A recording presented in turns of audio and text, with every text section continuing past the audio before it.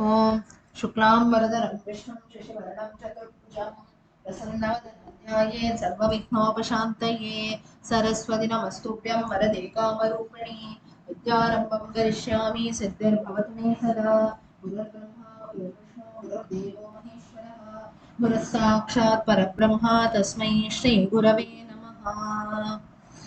Okay, so if you all remember last time we were looking at the names related to Vamanavatara, how Vamanavatara took place, how the pride of Mahabali came down, and so on. So the story of Mahabali and Vamanavatara was the main significance from Namas 153 till 164.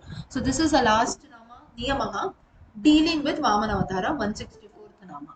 So Sveshu Sveshu Adhikareshu Prajaha Niyama iti Niyamaha.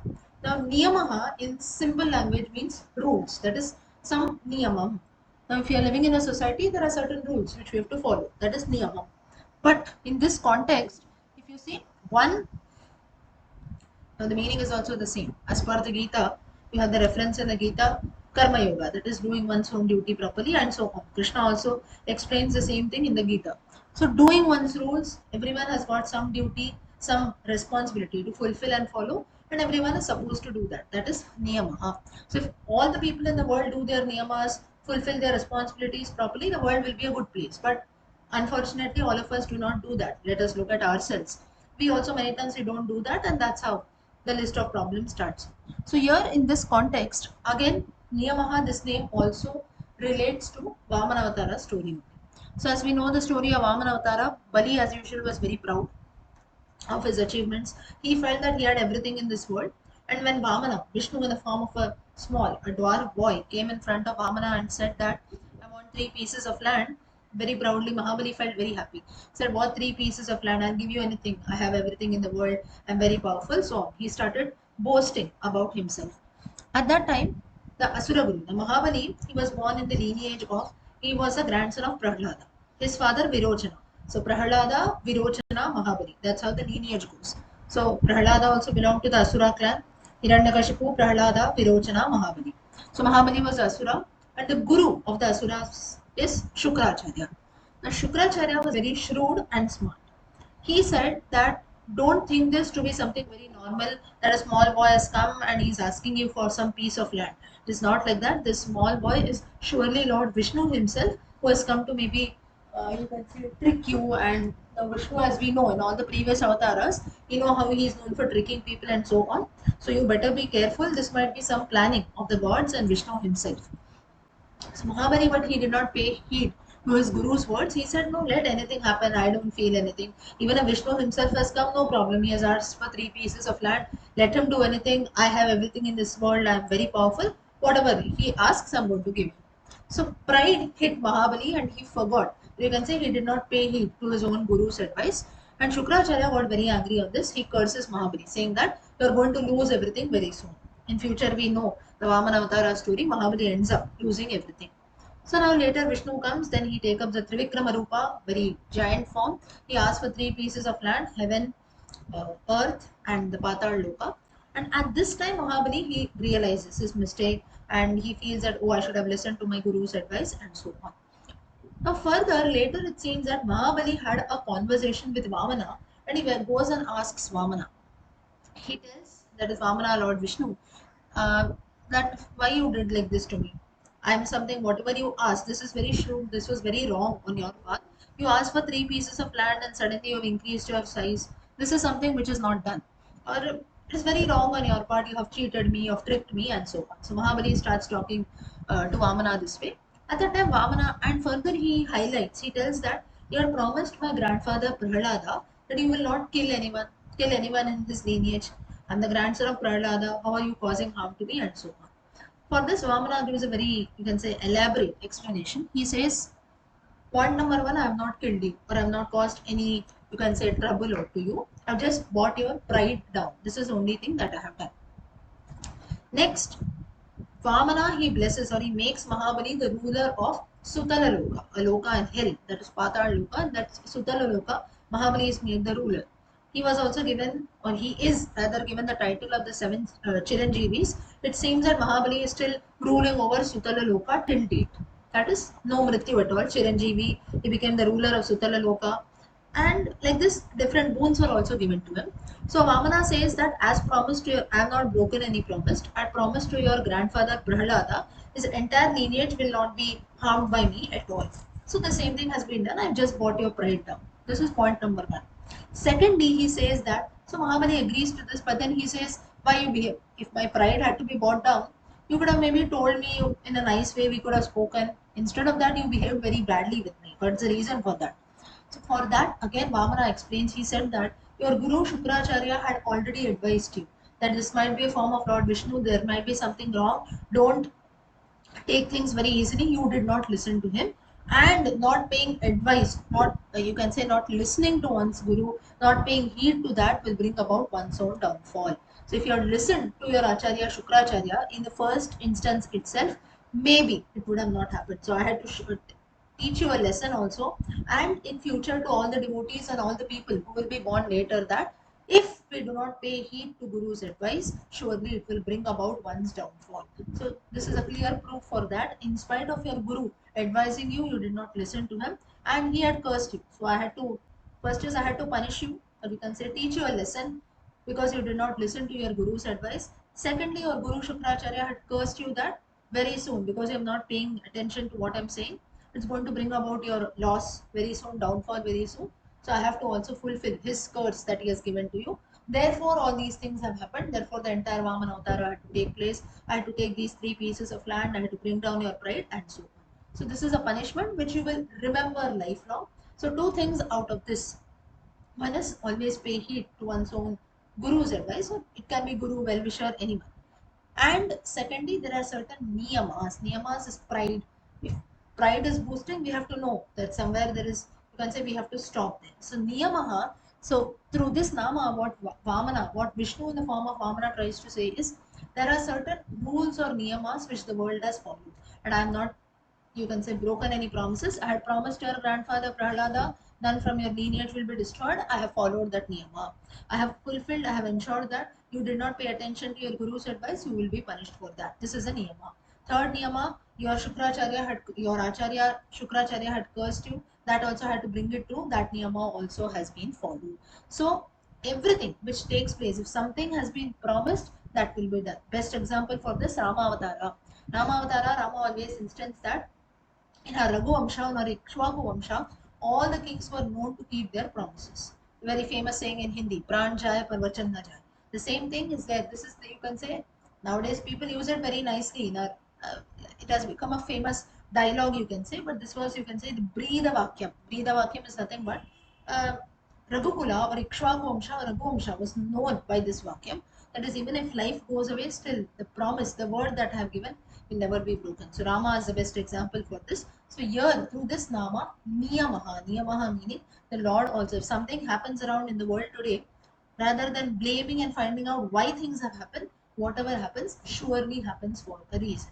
So this is the significance of this Nama, Niyamaha. The Lord is also no exception for this. He also has to follow rules and ensures that the entire world functions through Niyamaha.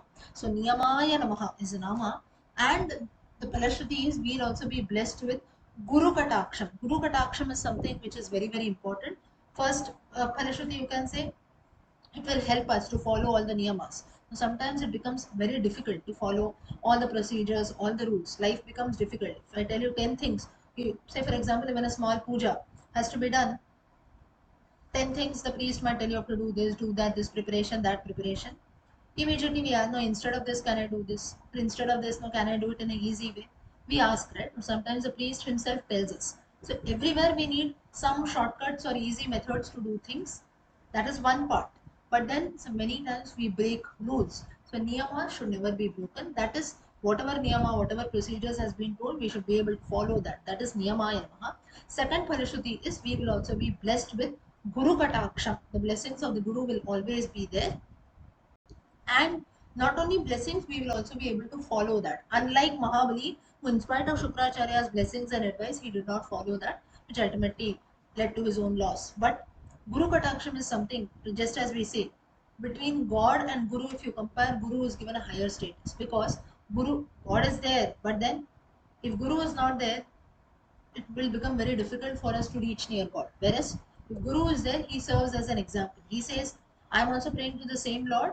The way I guide, the way I do things, you also look at that and do. So Guru is someone who is a medium in order to reach God, because Gurus who are there around us, we can see them with our naked eye, and therefore it becomes easy to believe. Whereas God is someone, it's an, you can say, some energy also wherein we don't see God with our physical eyes, naked eyes, so it becomes little difficult. Okay, there is some supreme energy, reality, this, that. All of us have belief, all of us, we do, you can say we have faith, we believe. But Guru is someone, maybe you have a different acharyas, or all of us, we might have our own personal gurus also. We see that person doing something, looking at that person, we uh, do things, and at the same time we need someone who's always there in every step to guide us. Someone does, oh, what is that? Do bhakti in your own way. We'll be confused, right? Whereas if there is someone to guide us, no, this is how you can do things. But it can be even suggestions. And a right guru or a true guru who is there, he will never, you can say, what to say, he will never force to, you have to do this, if you don't do this something bad will happen, and so on. Gurus are never like that. A true guru will always give advices, he will always give suggestions, he'll say this is how things have to be done, now you can decide. In fact, let us not talk only about Guru. The Lord himself, Lord Krishna himself, tells in the Gita, in many places he highlights, me mataha, in my opinion, you decide now what you want to do. So our culture, if you see, Sanatana Dharma always propagates this, saying that there are no rules that are to be set. Yes, there are niyamas, but there will be no forcing. You have to do this. That's the reason, if you see, in our culture, there's no concept of conversions at all that takes place.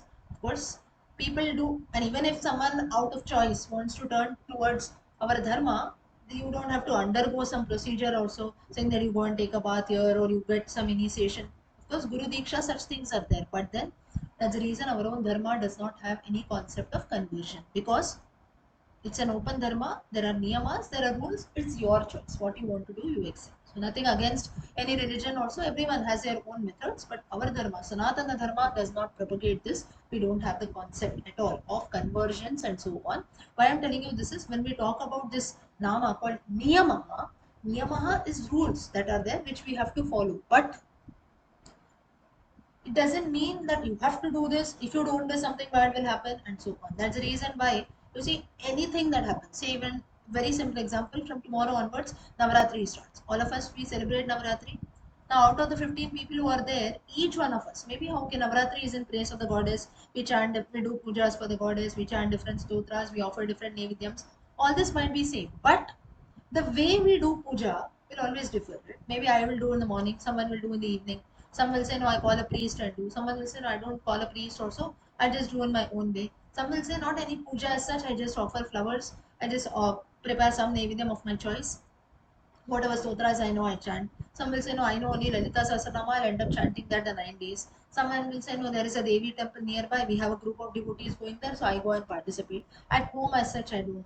People living in South India say, we keep the bolu, we celebrate, we call few ladies to our house, we offer them tambulam and so on.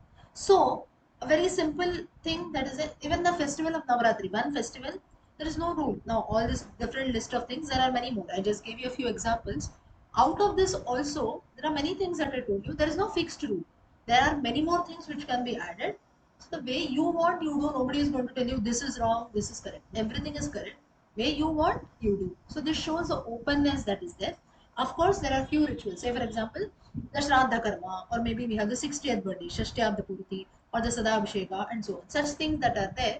For that, of course, there are certain fixed rituals which have to be done. But they're also depending on the place that we live in, uh, also the priest and the people who are there, many times the traditions also keep changing, but at least things like that have some fixed niyamas that are there. But you can say general puja, or maybe anything that we do, or even the way we cook food at home, that also differs, right? Maybe we belong to the same region, same state, same mother tongue, everything, but still the way in everyone's house the food that we cook also differs. So the point that comes is niyamaha is something which the Lord tries to tell Mahabali that there are rules that are to be followed. We have to pay heed to our own Guru's advice. But this is as with relation to the Vishnu Sahasranama, Niyamaya Namaha. That's how the Lord also instills or paves a way wherein rules have to be followed. So the Lord gets a name for himself. But a second part of this, though directly not related to the Vishnu Sahasranama, is we must always believe and we must always know that niyamas are there, but there is no forcing or compulsory instilling. You have to do this. If you don't do something, evil will happen. It doesn't. This is not, you can say, supported in our dharma, and that's the reason our dharma is known for its openness altogether. Okay, so this is Niyamaya Namaha. Did everyone follow this nama? Yes?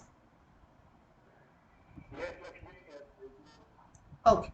So, yes. So when you say one who regulates or guides every being into their respective domain of responsibility, we must always note that there is no forcing that takes place, of course. Or even when Krishna also highlights Chaturvarnyam Maya Srishtam Guna Karma Vibhagashaha, very clearly highlights. Ramayanas also proof for this. Samkshay Pramana, few of us we learned together, we saw. Rama also tells the same thing. Ramarajyam also, the society was divided into two parts based on what guna and karma, based on the qualities that one has, and based on the work that one does. Today, of course, we look at that with a very, you can say, different aspect altogether, caste, discrimination, and so on. None of our scriptures have such reference. So we have to be very, very open when we look at the meanings. Ravi Shankar, you want to say something?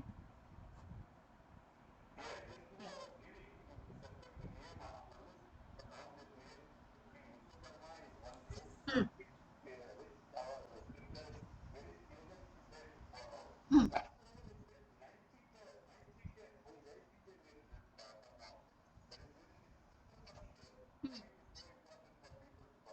Correct.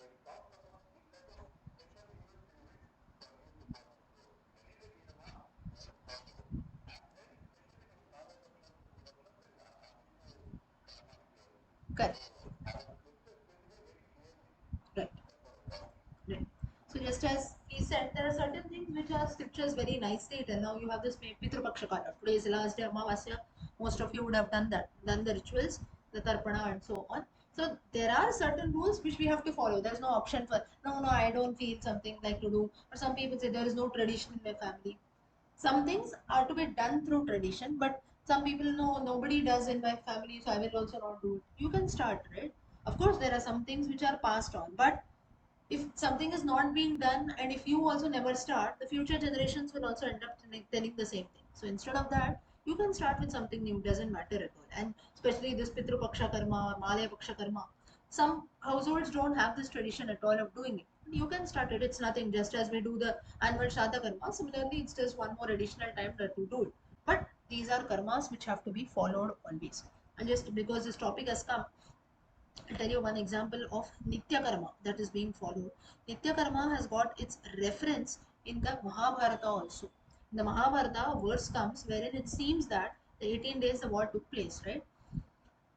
When the Sandhya Kala used to take place, it seems that the Pandavas and the Kauravas both. Pandavas, in all, they had seven Akshauhinis. Akshauhinis is their army, and the Kauravas had 11 Akshauhinis. So, elephants, horses, soldiers, all this constitutes one Akshauhini.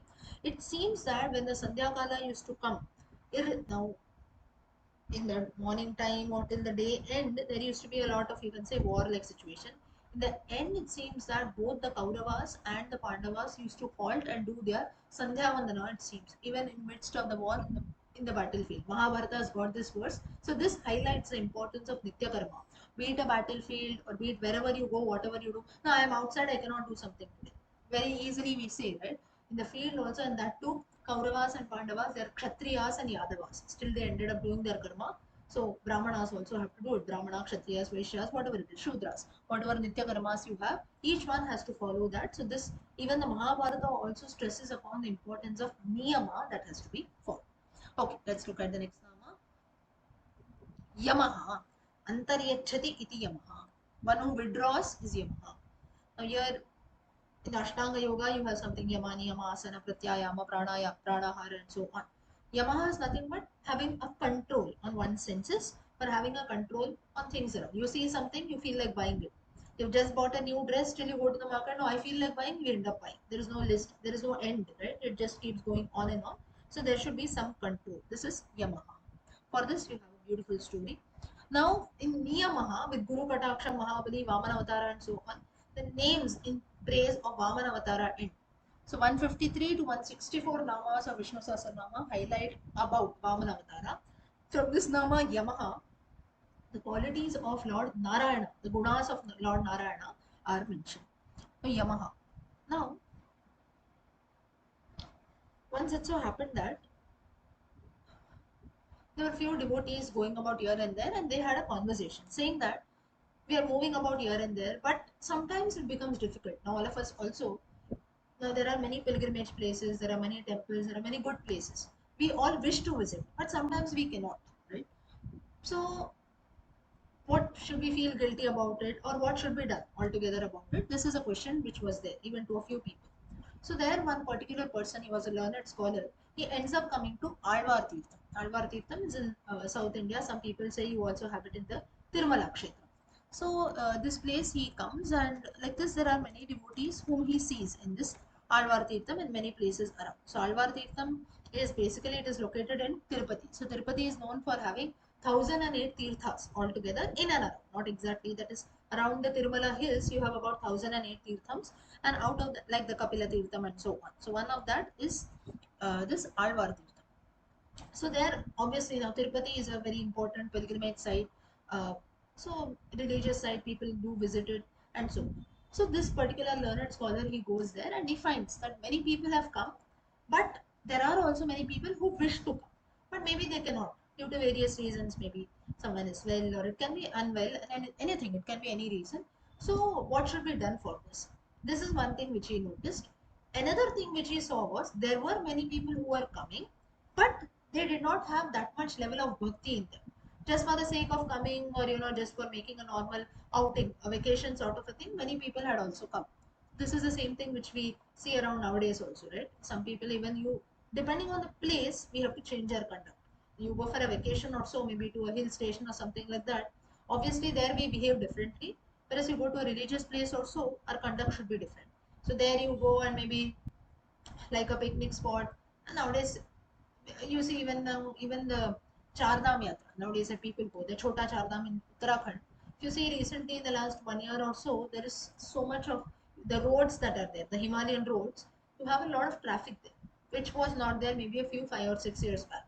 Now it's good that people are going, but then with what motive that people go is maybe it's a hill station or a very good place to go. With that motive, also many people undergo this yatra, and sometimes it is something which is you can say it becomes little more than the religious aspect of the place. It becomes more commercial, very disturbing, and so on. So this is something which we see around today, right? You go to any religious place, pilgrimage place, also we experience this. So this was the same thing which this scholar then noticed in Alvar Tirtham in Tirupati. He said some people really want to come, they are really devotees, they have a lot of devotion, but due to various number of problems, they cannot make it. This is one category.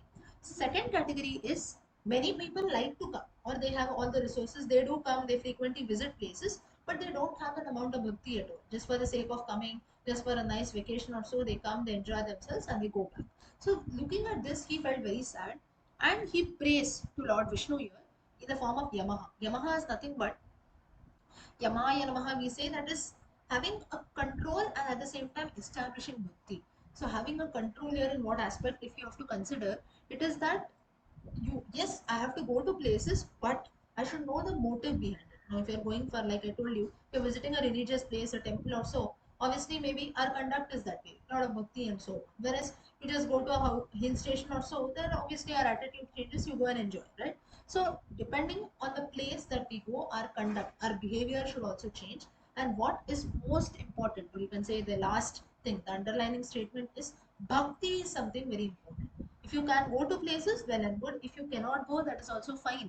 You can do the same Lord Krishna, the same idol that you worship at home is the same that is there in the temple. Right? So what is important is bhakti. Whenever you can make the trip, you can go. So you need not feel sad about it. What is most important is bhakti and devotion to the Lord. This is one thing. Second aspect of looking at things is, does this mean then that I should not visit pilgrimage places, should not visit temples, should not visit places at all? The Lord is the same everywhere. We have to always interpret the meaning in the right way.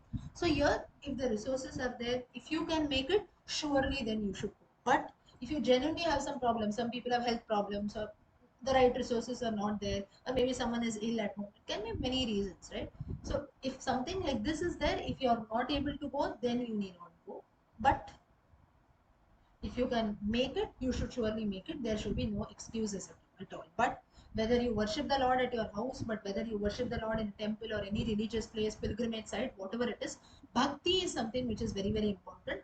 Without bhakti, you show devotion at home, you worship the Lord at your house, or you go to some other temple or maybe a very good, great pilgrimage site also, it will be of no use. So Shraddha, faith, and bhakti is something which is very, very important.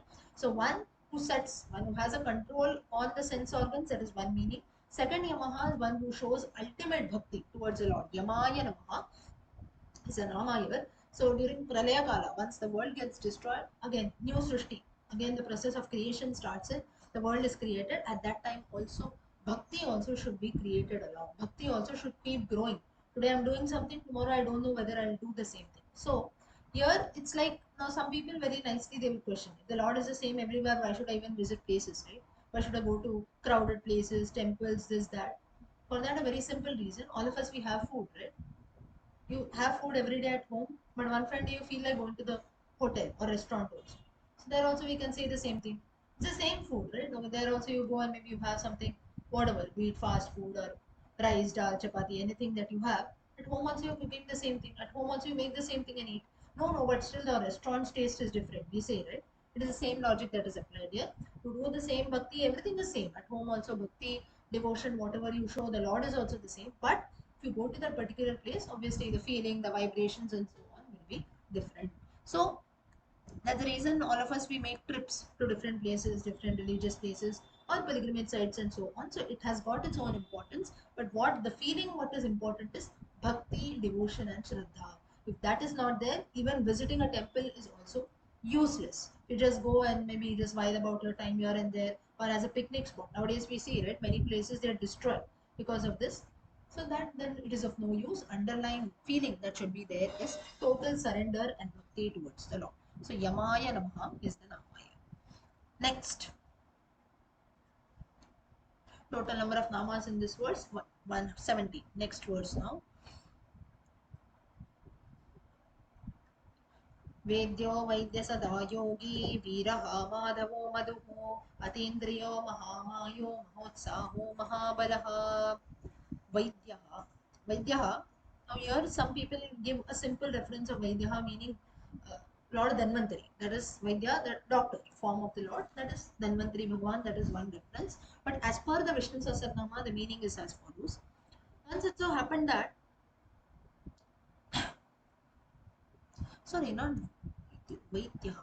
Vaidyaha is the first nama. I missed out. First is Vedyaha, next Vedyaha. Vedyaha Nishreya Sartibhi Vedanar Hatvat Vedyaha. Meaning one who should be known by those following moksha, those aspiring for moksha or liberation. So here the ultimate meaning is one who has a knowledge of the Vedas, knowledge of the scriptures, and so on. So a learned person basically, that is Vedyaha. For this there is a story. Now from this nama onwards, mainly from Vedyaha, or you can say Yamaha. Yamaha is a generalized nama. Now Yamaha also talks about, if you see, Vamanavatara only. And Vedyaha, from this nama also, I told you from the previous nama, but actually it is this. Vedyaha, from this verse onwards, you have the different gunas, different qualities of Narayana that have been described. So once Nikumba, there was an asura called Nikumba, and his wife was Mahishmati. So both of them they used to live very happily. And Mahishmati, she prayed to Lord Brahma. Now asuras usually they have a tradition of praying to Lord Brahma because Brahma immediately he will not think what will happen later. He will not think about the future consequences. Immediately someone prays to him, he will fulfill their wishes and grant their desires, whatever they ask. Whereas in the case of Vishnu, he might not do that always, especially in the case of asuras also. Whereas Shiva and Brahma, one who ultimately prays to them, they will not see who it is, what it is, and so on. They will fulfill their desires. So this Maheshwati, this queen of Nikumba, the wife of Nikumba, she prayed to Lord Vishnu saying that, she prayed to Lord Brahma saying that I need two sons who should be great asuras. The entire, all the three worlds used to be, should be afraid of them, and they should never experience death. So Brahma says this is against the niyamas. So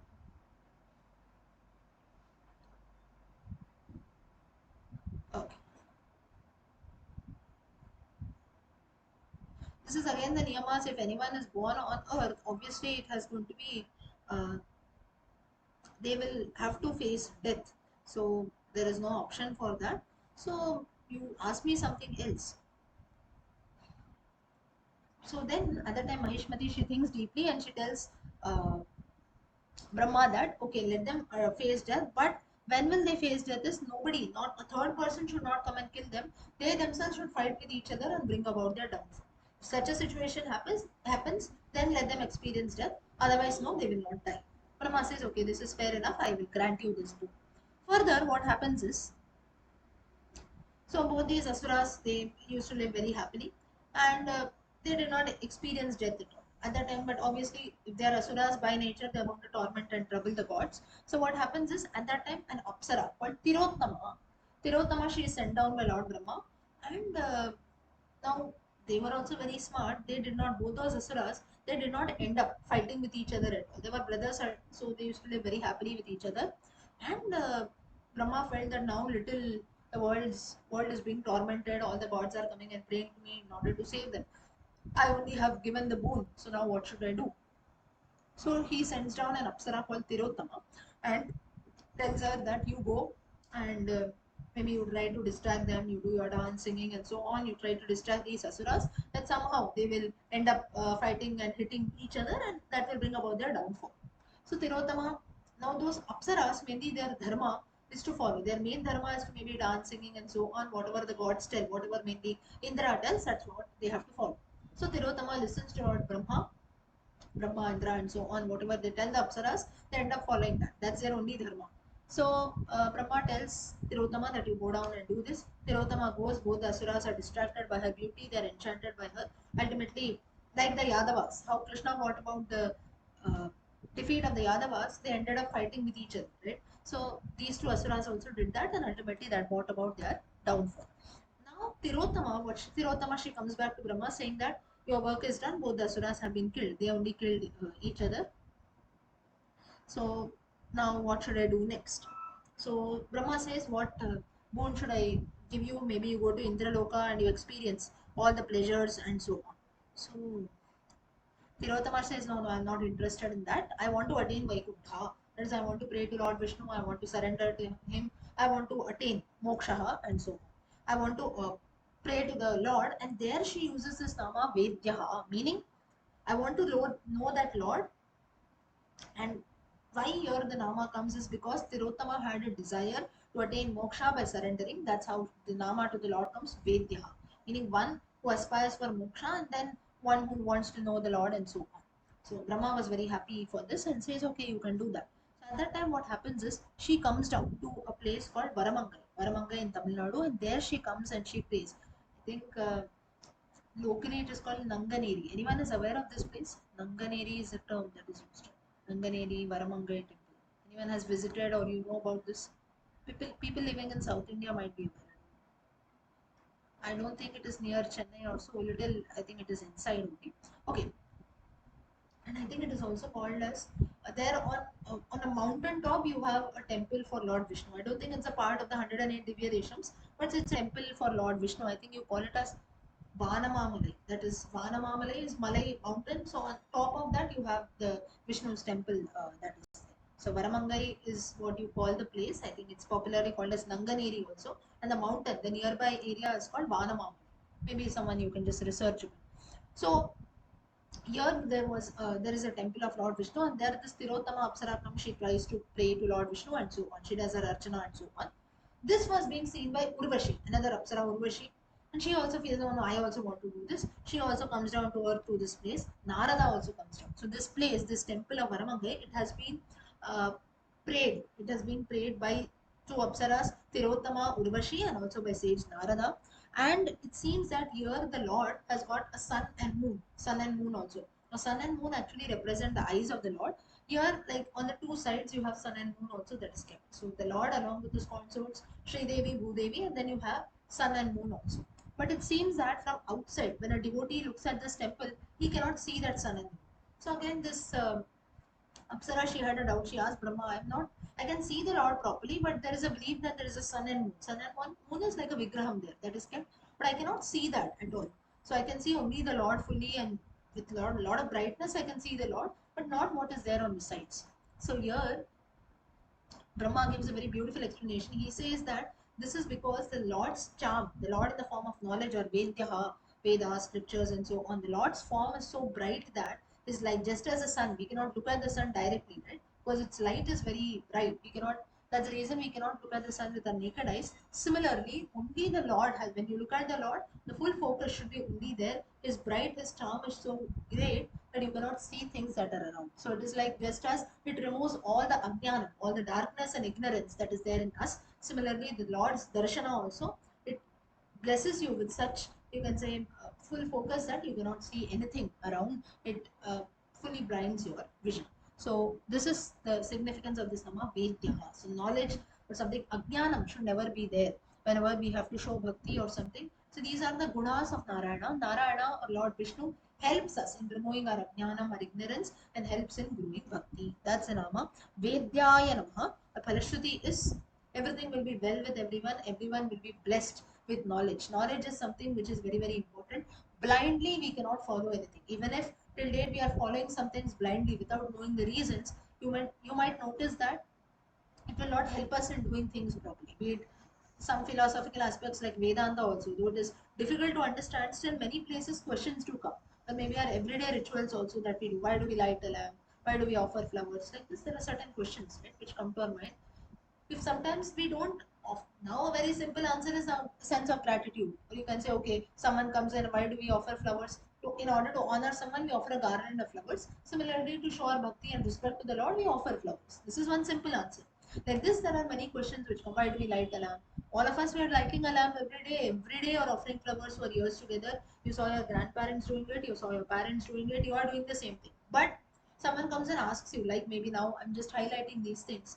Most of us we know the answer, but some are like, at that time something strikes in our mind, oh, I'm doing this particular thing for years together, but maybe this question never came to my mind, or even if it came, I just felt, no, it's just a daily part of my life, right? So like this, there are many things that are there. Now these are everyday things, so it doesn't matter much, but there are also many aspects that are there wherein without having the knowledge of things, if we do, then ultimately it leads to ajnana. And many times we end up doing things and then later we regret, oh, I should not have done this. Oh, if I had done this in a different way, maybe it would have turned out to be something good, and so on. We feel, right? So Vedyaha is that form of Lord which represents that Lord which removes all kinds of ajnanam and ignorance and always guides us in the right path. Okay. Did everyone follow this Nama, Vedyaha? Yes? Okay, next. Vaidyaha. Next is Vaidyaha. So as I told you, Vaidyaha, one form of Vaidyaha is doctor, that is Dhanvantari Bhagavan. Sarva Vidyana Veditritva Vidyaha. In this concept, how in this context, how it is interpreted, it one who knows or is aware of all the branches of knowledge. So if you see, this was mainly highlights the importance of Vidya or knowledge. That he is Vaidya. Now here again there is a story. Now you have to go to the story of Daksha's sacrifice, Sati sacrifice. Now, as we know the story of Daksha's sacrifice, he had not invited Shiva. A lot of disrespect was shown to Shiva. Sati, obviously, she felt bad, she gave up her life and so on. Shiva, he gets very angry, he comes to the place. And at that time, he sends, or you can say, an attendant of Lord Shiva. He comes there, even like a form of Lord Shiva, you can consider Veerabhadra, very fierce form. Veerabhadra, he comes there with his entire army, with his Sena. Veerabhadra comes there, a very fierce form, in order to attack and destroy the entire sacrifice of Daksha. Now, here he comes and he destroys this entire sacrifice. And when he had, now, if a sacrifice has to be destroyed, it's now the main enmity was only towards Daksha. But apart from that, many other sages, many learned scholars, other gods were also present there. So obviously, if a sacrifice has to be destroyed, even the other people, the gods, sages, and other guests who are actually innocent by nature, even they are also affected. Best example, the wars that are taking place. Right? You have the recent Israel war or any war, the world wars that take place.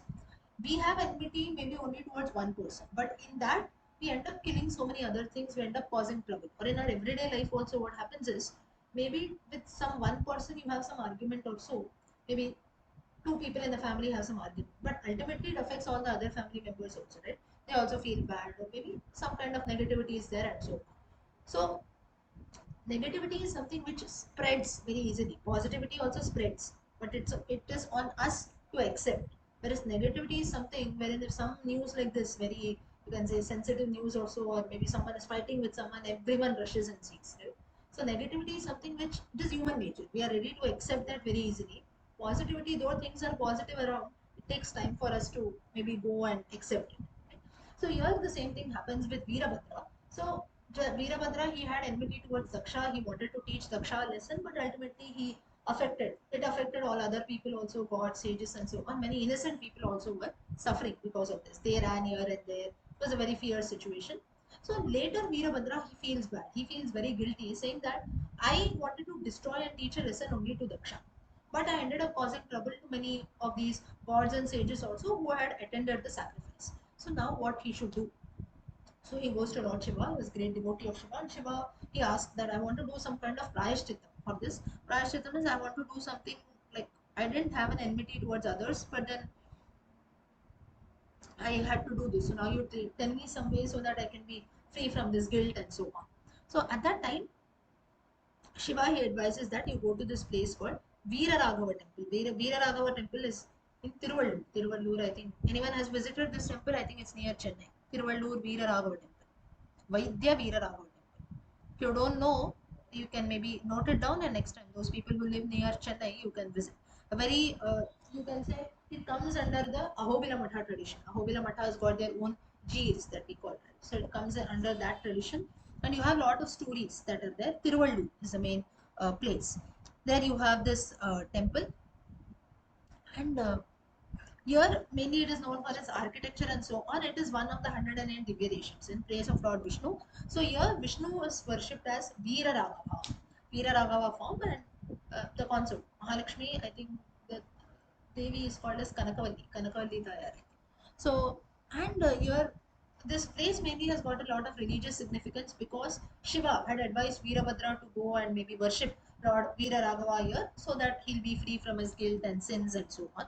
Then you have some reference even in the Markandeya Purana also.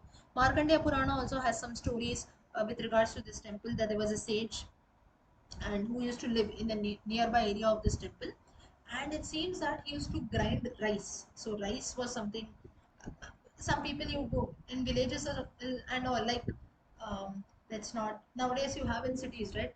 Wheat we give for making chapatis also. Nowadays we buy even from the market, you get the grounded flour, but still you have those, what do you call, mills. In many places it is not there, but still traditionally we have rice, wheat, and so on. Other grains, if you have to grind, we give it to the grinder, right? The mills. So there, the sage also had this. He used to grind rice for a living, and he was a great devotee of Lord Vishnu. And now, out of the flour that he used to grind, half of that he used to give it to poor people, distribute it, and half he used to keep. He used to sell on a living for himself and so on. So one day it seems that Vishnu was very happy with his devotion, and he came in the form of a guest. It seems Lord Vishnu came as a form of a guest to the sage's house, and the sage's name was Salihotra.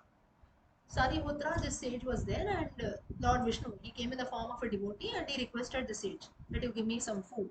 And the sage did. Vishnu, he was very happy. He was very hungry, so he accepted that, and he asked for more food. The sage also gave him more food. So whatever he had kept for himself, that also he offered. And now next, Vishnu says, now I need a place for rest, to rest. I've eaten my fill. Now I want to rest for some time. You give me some place to rest. So he lived in a small hermitage. There also he gave a place to rest. And at that time, Vishnu was very happy. He revealed his form. Sage also, Shalihotra became very happy that the Lord himself has come to my place. So here Vishnu he appreciates. The story comes in the Markandeya Purana. Sage Vishnu appreciates, saying that the sage also did not have a lot. He used to pound rice. Out of that half, he used to give it to seekers or devotees. So that he gave my fill. I felt more hungry. He gave even his own shell, which maybe he had kept to consume for himself, or maybe he had to sell. That also he gave. Later, I asked for a resting place. That too he offered readily. Right. So all this was there, and thus, so this is that place in the Veera Raghava temple, in nearby in the temple premises. This event has taken place. The sage had the hermitage in the nearby area. So that is also the significance of this place.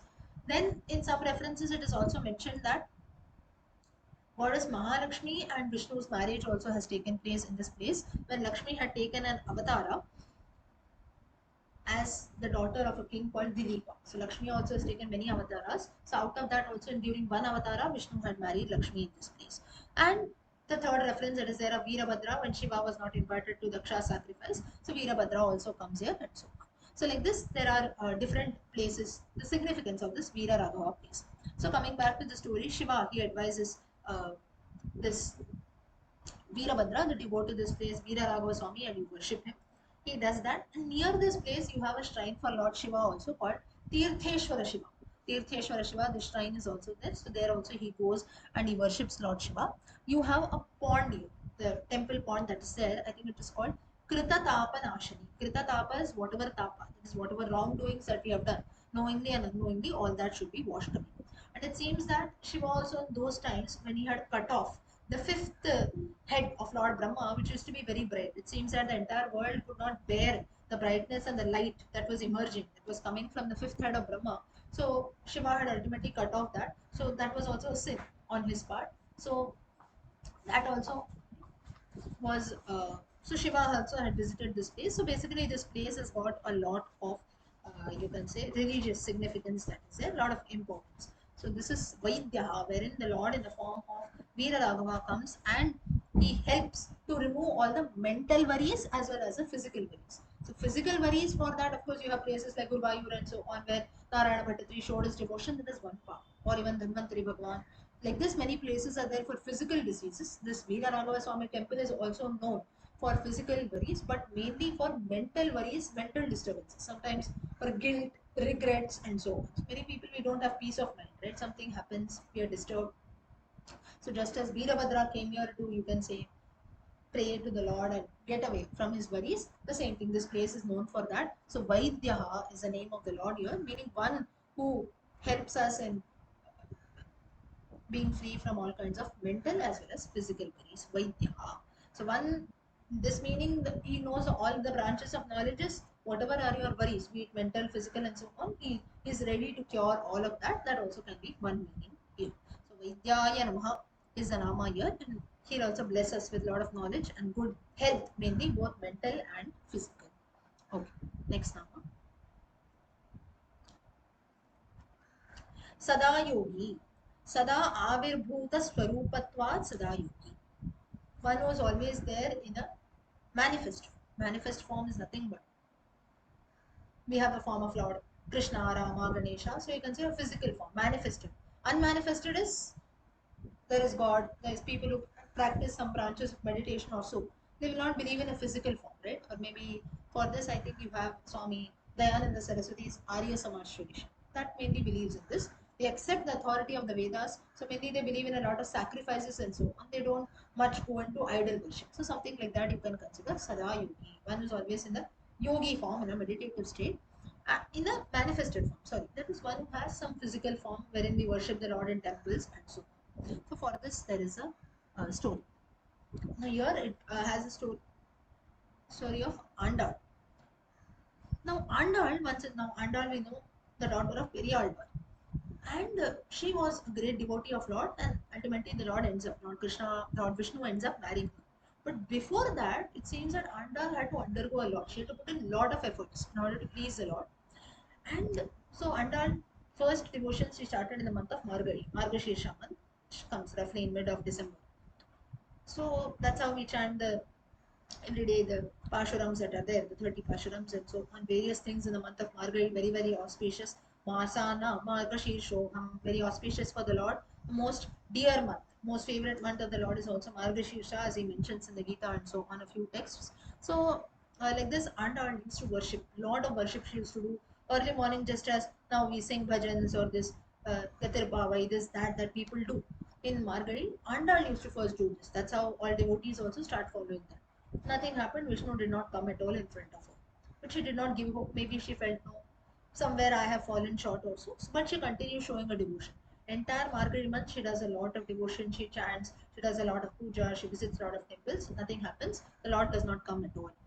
Next is the next month. Margari, I think next month is Tai, right? After Margari, which is the next month? Tai. Yeah. So the month of January again she starts the same thing. She does. That's the reason why we have some important festivals that come in the Tamil month of Tai. That is in the month of January. Roughly, if you see, you have Pongal that comes in and so on. So Tai Pusham, such festivals we celebrate, right? So Again, that month has also got some significance. So she feels maybe this Margari month is not enough. I'll do some more rituals in the next month. That is the Tamil month of Thai, January, roughly. So that also she does. The Lord does not. That is not only physically coming and blessing, but she did not experience anything good. Now all of us also we show some devotion. Nothing good happens. We say, "What? Everything is useless. I'm not going to do anything." Right? We feel. But whereas if some we wish for something and that gets fulfilled, surely God is there. All my wishes are fulfilled. He's listening to my woes and so on. We feel. Right? So it's just based on experience. So Andal did not have any experiences. Still, she did not give up. She feels very bad. Ultimately she goes to that extent. She asks the clouds that are there in the sky. She tells you, go, you send my message to the Lord. Maybe you are near Vaikuntha, you can go and tell the Lord that I am praying, a devotee Andal is praying for him, you come.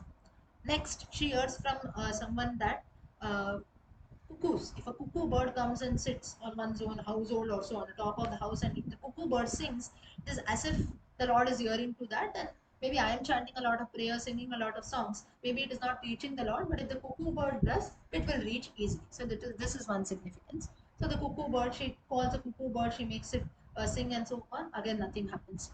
Next, what she does is, just as now few of us have this tradition wherein if you are confused, there is a, you can say, state of mind two ways. I'll do this or I'll do that. Sometimes what we do is we put chits, right? We just write two things, we put chits, we pick up one, okay, whatever comes I'll accept that, like this. Or maybe some people, what we do is we sometimes keep two fingers, right, and tell someone, you pick these two fingers, I'm very confused, whichever finger you pick up, based on that something will be done. So some things like that. So like this Andal also, what she used to do is, like a column, like a rangoli like structure, she used to put like round, round, round, like you can say in a spherical shape, like a chakli, murk or so. In that direction, she started drawing, it seems, a structure. And like she just made it to herself that if so many circles, if odd number of circles are drawn, then the Lord will come. Even number is drawn, he will not come. So something like that.